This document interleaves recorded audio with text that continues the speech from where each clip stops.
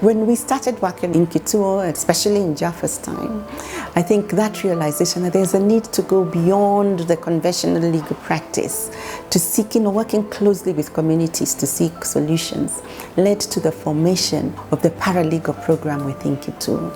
So this program expanded, and I remember very well that they worked with Boro Getu in Kituo, who was very passionate about the Paralegal program.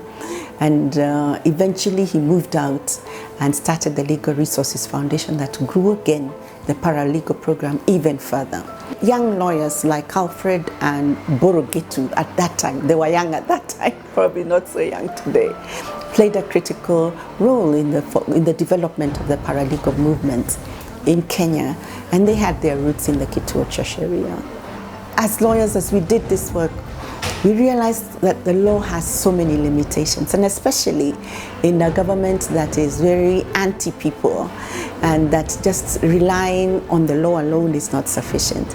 And this is where the lessons and the mentorship of Mwambi Mwasaro was so key, because Mwambi Mwasaro worked with us as young advocates, and he taught us that it is critical to work with people and to rely on the power that people have, and to see that people can begin or have the capacity to resolve their problems, and that we need to work with them to find solutions to these problems. So Mwambi Mwasaro linked Kituo with the community organizing movement through ANCAN. He taught us a lot about liberation theology, and I think that Mwambi has played a critical role not only in my life, but in the way that Kituo has structured over the years, and the creation even of the Paralegal movement, where Kituo has been where Kituo has played a critical role in Kenya in the development of that movement. We also realized that we really needed to work on issues of governance.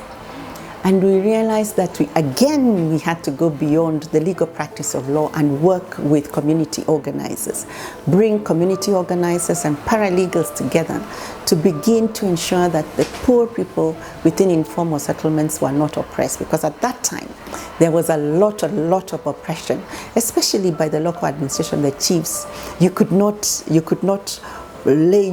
trade without giving paying a levy for the area that you occupied. If you wanted to repair your house within Korogocho in informal settlements, you needed to pay for that. You needed to pay for everything within this informal settlement. So poor people in informal settlements were highly oppressed by the provincial administration. And we decided that it was critical that the people in informal settlements had a voice and had organizations that could begin to push for them, create a more just society in the areas they lived.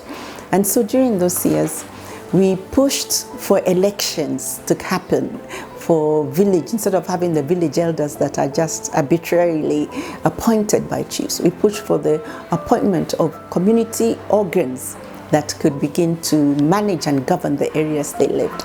And at that point, I think we were very bold and a bit nutty, because we actually set up a whole election systems with ballot boxes, with returning officers, and it was so it really created a lot of heat, because this was happening in Korogocho, that it led to the arrest of almost all our community workers at that point, and we had to drop it. But that changed the way that Korogocho at that point was run, because that great oppression that was there actually broke down, and the people had more courage and the ability to resist the very many levies that were put on them, were levied against them by the provincial administration. I think that's a major milestone for Kituo at that point in time.